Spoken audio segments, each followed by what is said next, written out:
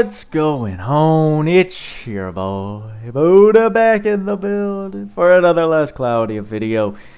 And today we're going to continue making these general Last Cloudia videos, addressing some things, some topics that I frequently see on the web. And today that's going to be on a certain weapon that's in this game that is regarded, I'd say, by a lot as the best weapon in the entire game. And when someone hears that, they first ask the question why, and then from there you think that it's going to be a weapon that you'll take and use any chance that you get. So that's not actually the case.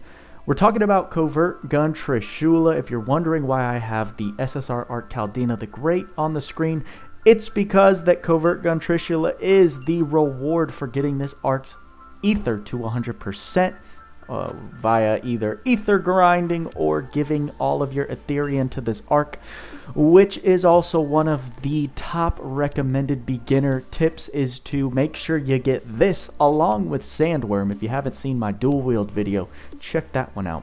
Get this arc at least in the same role as Sandworm when you're doing that infinite reroll as you start the game, in order to guarantee yourself the opportunity to get Trishula right out of the gate. And we're going to talk about why it is so important to do this, and just why before you get this weapon, you're basically playing at a handicap in this game. So what is Trishula? It is a weapon, a machine type weapon specifically, with the light element attached to it.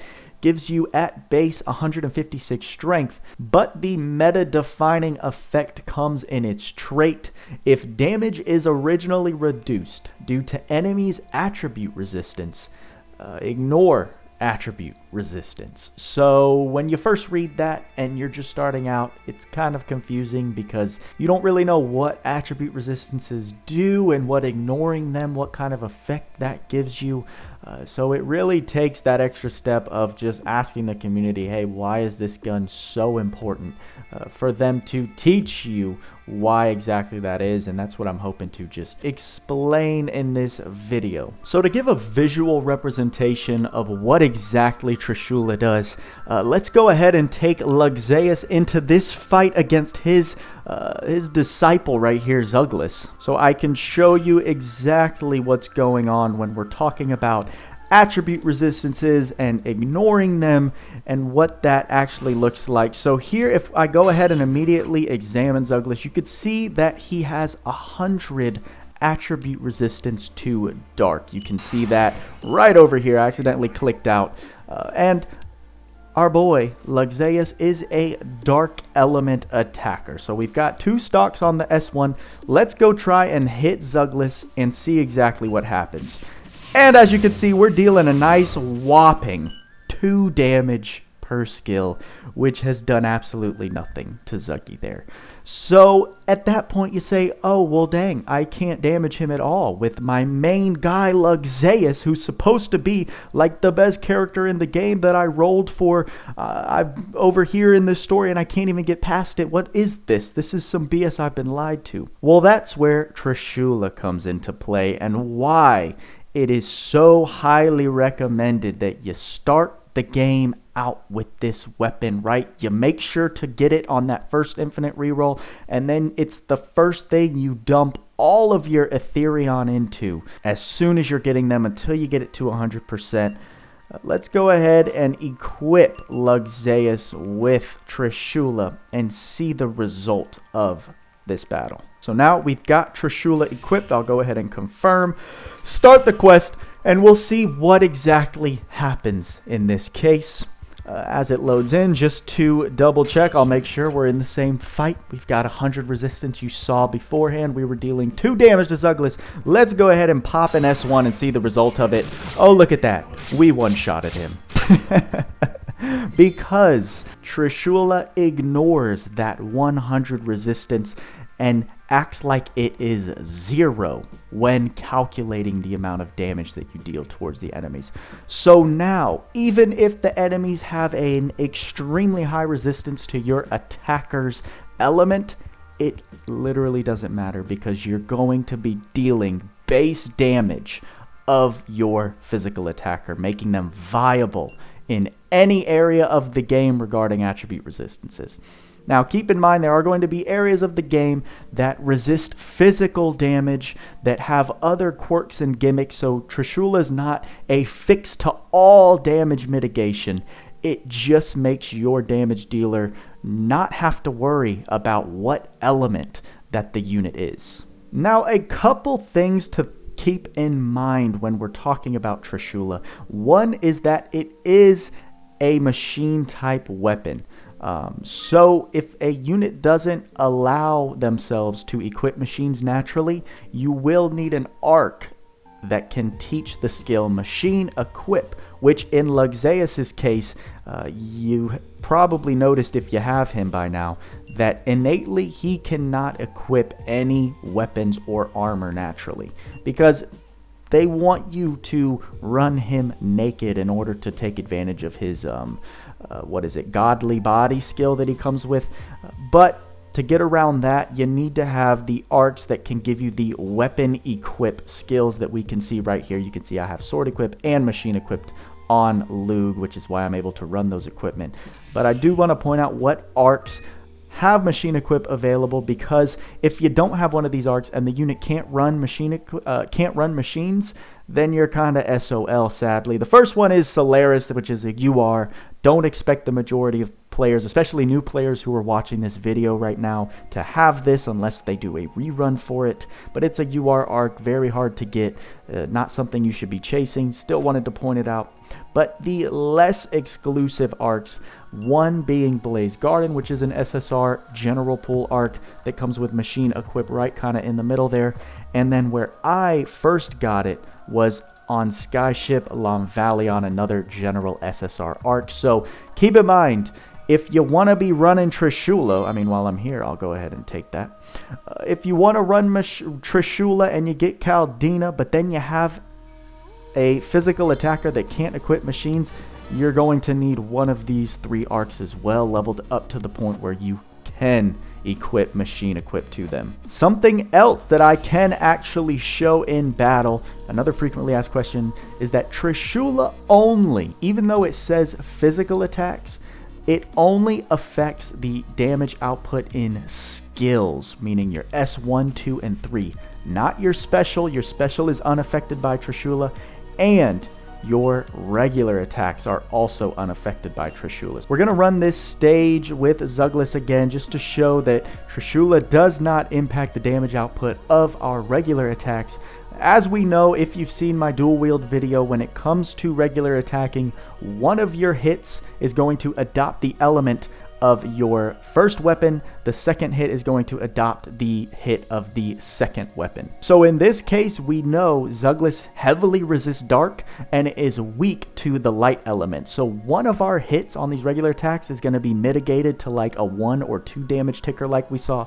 The other one is actually going to deal damage because it is of the element that Zuglis is weak to. I hope I'm not confusing you too much by that.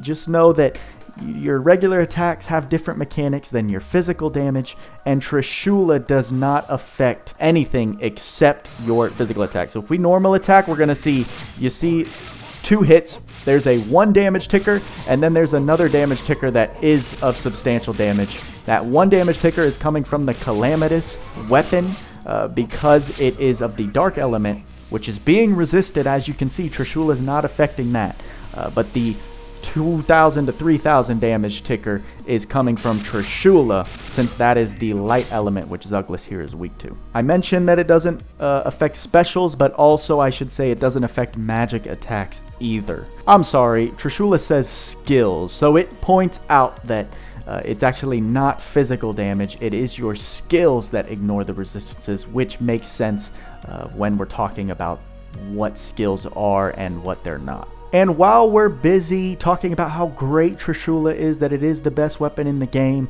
I do want to point out that there are situations where Trishula is pretty much irrelevant, and things you want to keep in mind.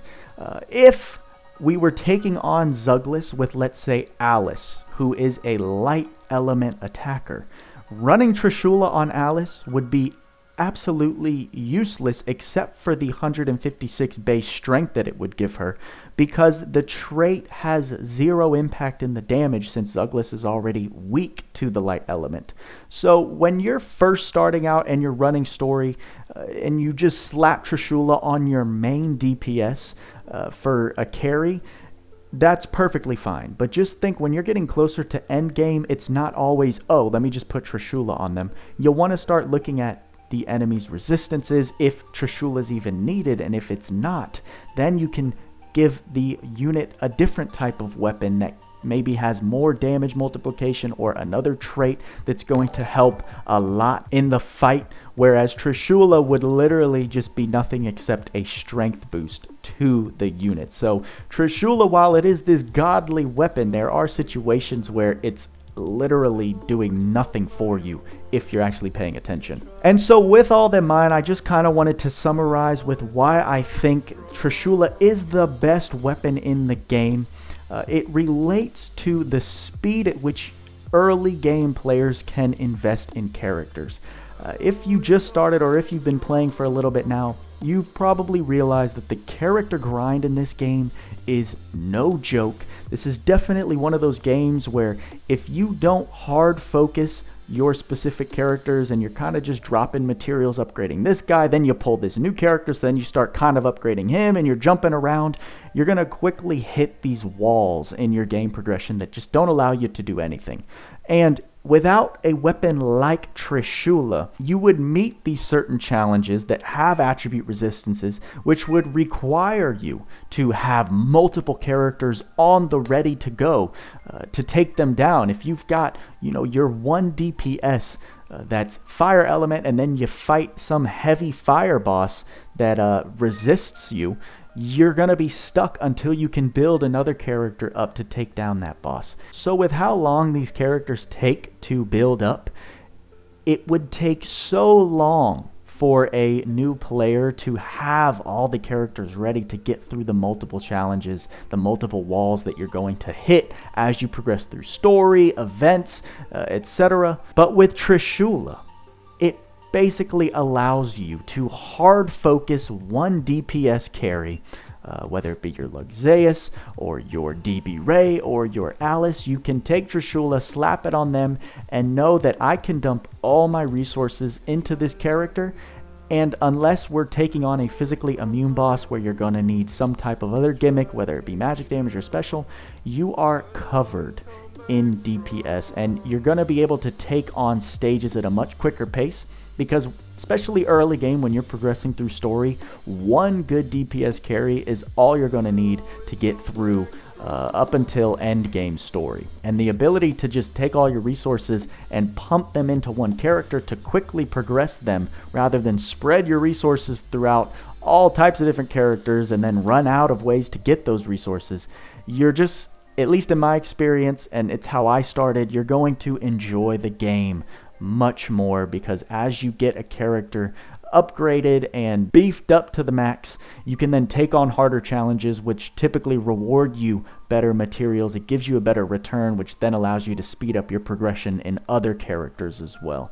So that is pretty much the summary. Without Trishula, you'd have to allocate your resources to multiple characters, so you've got like one character of each element at the ready to take on whatever challenge. Trishula makes it so you don't need that. You can streamline your way through certain challenges.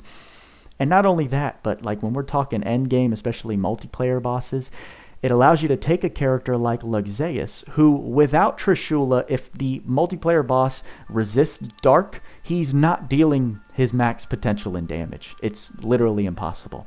With Trishula, you can now take Luxeus or a Roy who may be resisted by an enemy, and then pump out the max damage potential that they're able to in order to get efficient clears, in order to get the best clears. You can then take any character and bring them to relevancy if they would originally be resisted by that element. And with that explanation, guys, I think that covers everything that I've got on my little notepad for what I wanted to cover. I hope that I was able to answer some frequently asked questions about Trishula, give just a general explanation on why this, and like in my other dual wield video, those are just some of the most necessary. If there are any must-haves in this game, these two are within that category for the reasons I explained before. Like I said in the beginning of this video, before you get Trishula in this game, you're just playing at a handicap, because where your main DPS, your main character that you've invested in, might get completely walled. Let's say when you fight Zuglis, you have Luxeus and he can't do anything because he's so heavily resisted. Once you get Trishula, all of those walls are then taken down. They're taken away from you at the game. You pretty much have the game in hard mode. You get Trishula and you activate easy mode, is the simplest way I can put it. I think that's where I'm going to end the video, let you digest the knowledge. Any questions, any further thoughts you have, drop them in the comments, and hopefully I or some of the other Last Cloudia veterans can jump on it and answer it for you, because these are things that are just going to enhance your gameplay and make your life that much easier, which is going to keep you around because things are going to be a lot less of a headache. So with that, guys, that's all I got for you this time. Y'all know what we say: work hard, play harder. See you in the next video.